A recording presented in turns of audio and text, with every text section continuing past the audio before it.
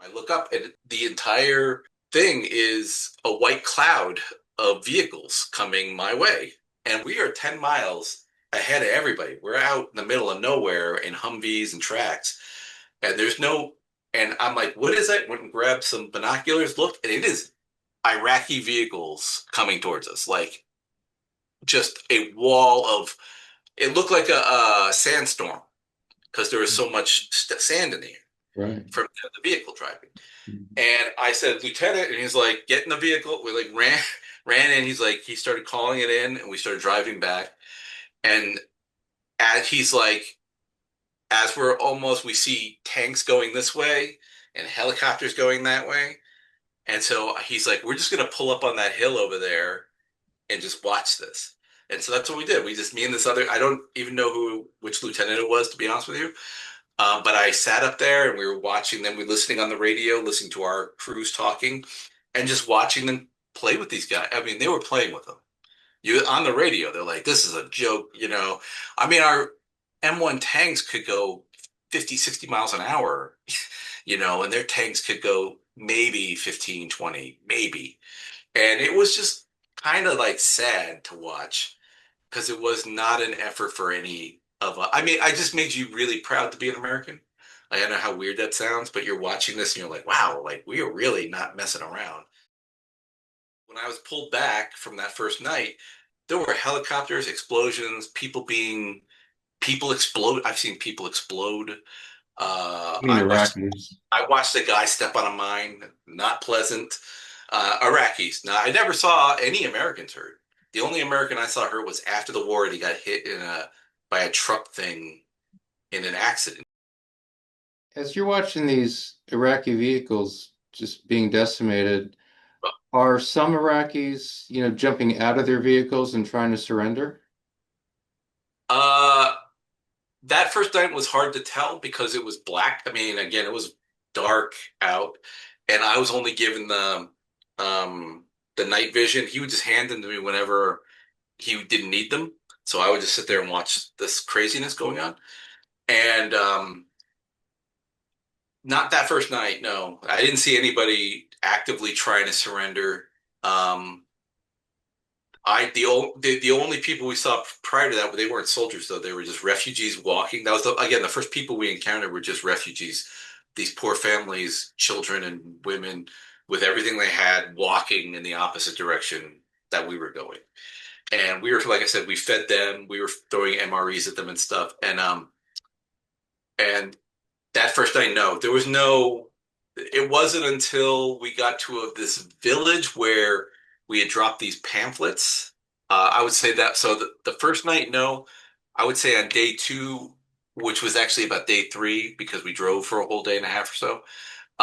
That third day in that village, all over were pamphlets that had like a cartoon, you know, if you give up, you're with your family, and they show you a family with your arm around your children and everything. And on the other side says, if you pick up a gun, you have X's over your eyes. And that village had like next to that leaflet was military equipment. So somebody read that leaflet and just stripped off all their military equipment right there, including their boots. All of them had that. If you had any military equipment on you, there's just piles of clothing and military equipment everywhere. And it's just they just stripped it all off and got in with the other refugees, which is what we thought. And so we had to actually start separate. That's when you started becoming into like crowd control, where those guys were hiding amongst them. So we were just trying to find them and separate them out, the military age men. And yeah, they were giving up, and that was on day three. What is it, 5 day war? So it was like day three that was the first time we saw them actively like, yeah, I don't want any part of this. You know, please don't kill me. But the first night, no, that was a battle. They fought. Wow. They were on. The only people I saw getting out of the trucks were on fire. I mean, that's it. I mean, to be blunt, the only Iraqis I saw were basically pretty much. I saw a lot of people on fire.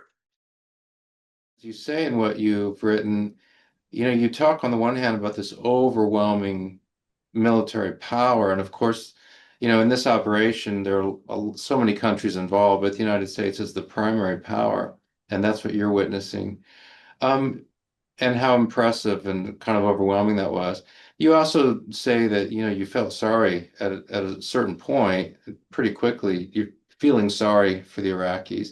I think, you just talked about this image you still have in your mind of seeing, Iraqis on fire.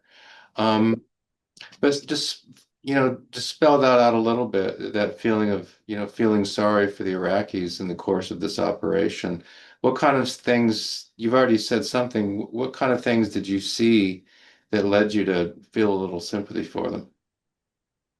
Uh, well, the fact their equipment, they were under equipped. And when we talked to that guy that first day, one of the first that he says, yeah, we're lying to them, telling them we're on the border. The And I heard, officer says we're lying to the soldiers to, yeah, and I heard that. And I'm like, what the hell? Like, I really started feeling these poor guys. And then when he told me how much they were eating, that really struck me. I'm like, how are you able to like walk, much less on a spoonful of rice a day and water in this heat, and in this type of environment, the sand, and it was very, very like difficult to hear that. And then like when you saw seeing those refugees, the first people we saw weren't as soldiers; they were people. They were wives and kids that we just displaced them. We did this. These people are walking this way because, well, he shouldn't have invaded them. It really is Saddam's fault. That's why we're here. But at the same time, these people's lives are now being disrupted, and I am seeing them physically. I mean, these people were dirty. They were bleeding in some cases. We would like I said, starving. Some kids were like just starving. Why? I mean, I watched a kid just dump a whole. I told him, we told him not to do it. Like he was dumping the dry coffee in his mouth with because he just wanted something in his body. And it was hard to watch. Like that stuff is like even those like hardcore guys that I was with would see those kids starving and they were melting a little. Like that facade dropped a little. Like, oh, we need to get that kid food. I didn't expect it and see it, and I think that's what it was. Is the second you saw that we were decimating. I mean, there's no other word. I mean, it was rough to watch. Yes, like and it was just they did fight back. I don't want to make it sound like it was like we rolled over them. I mean, we did, but they did fight back. I did feel in danger. Like I was good. Like that first night, that was the night I thought, well, this is it. Because it was just chaos. I mean, chaos everywhere I looked, chaos, screaming, smelling human people burn like that. Human hair burning is it just gets up in your nose and it would not leave. And then you just see these poor people pouring out of vehicles on fire and stuff, and yeah, like it's just when you feel they're people, you hear their screams, you know, and you're like, yeah, these are people. I think when reality sunk in to a lot of these guys, and they saw that these were just people defending their homeland. Our fight really wasn't with them. Our fight was with their leadership and in their invasion of that country. And really, who we should have been killing was everybody who was in Kuwait. We should have been in Kuwait murdering, killing those, wiping those people. Those are the people that were actually doing the killing and stuff. Not these guys. These guys are here on the where they think they're on the border of their country when they're 2 days in and they're being lied to. So it was very, you start getting all this information, start putting it together. You're like, okay, well, okay, these are not just dirtbag people that we need to put in the ground. This is basically how we were told to do it. It's like these are people, and I don't feel comfortable. These people didn't do anything. It's those people in Kuwait who did it. Those soldiers in Kuwait who were doing all the things. And why aren't we going there and fixing it there? So that was kind of what Yeah. I was hit with. And Yeah. it's just, again, seeing all that violence and no one ever talks about the smells of war. That's the stuff that doesn't go away. If I smell tear gas, even if it's, uh, you know, Oh, far from me. I'm instantly right back there because we could smell tear gas. That was another thing that was kind of like in the air. People were just popping off tear gas and stuff. And so that brings me right back to it. If I smelled some human, I burnt some hair on my arm once accidentally, instantly there, right back in Iraq. I mean, I still see the people in my dreams. For years, it was just seeing those dead people talking to me. They're just staring at me, fields of them, like, and it was just like those burned people. I mean, I'll tell you the thing that bothered me the most. After the first night, after all that carnage and chaos was done, we we were below a freeway, which was called Highway 8. This one they called the Highway of Death. It was between Basra and Baghdad. And you can go like look at photos from 91 of what it looked like. That was us. We did that, you know. And we were driving up the hill to get onto the freeway, and there was a guy laying on the ground, and his leg was like bent all the way up past his ears, and he was burnt, I would say. And I saw this guy, and I was like, my God, what are we doing here? Like, what is this? And we got up on the freeway and started driving the opposite direction to him. And I looked back, and he was waving a white flag. He was still alive. And he was, I mean, this whole area was open. There was no rib cage or anything.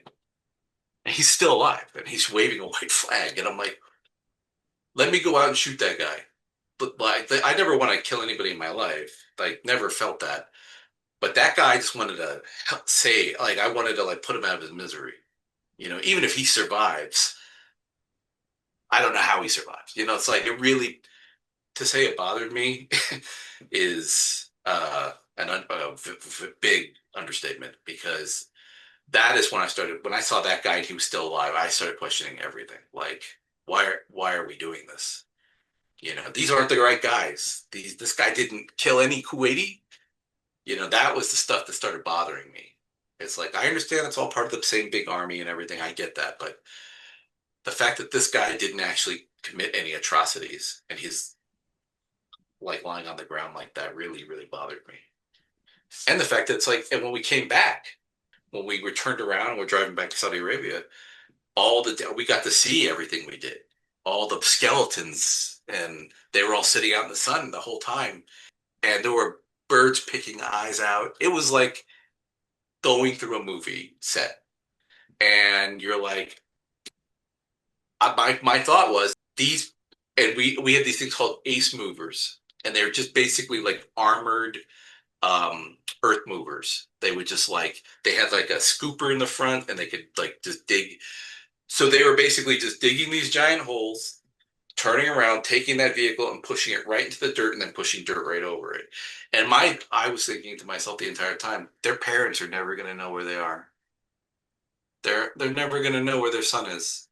I was really like feeling these poor people will never know where their kids are. And they're just on a hole somewhere in the desert. And that really upset me. I mean, that was like the most upsetting thing is seeing the aftermath of what we did because it was just brutal. I mean, we just left them out there in the sun to bake in the sun.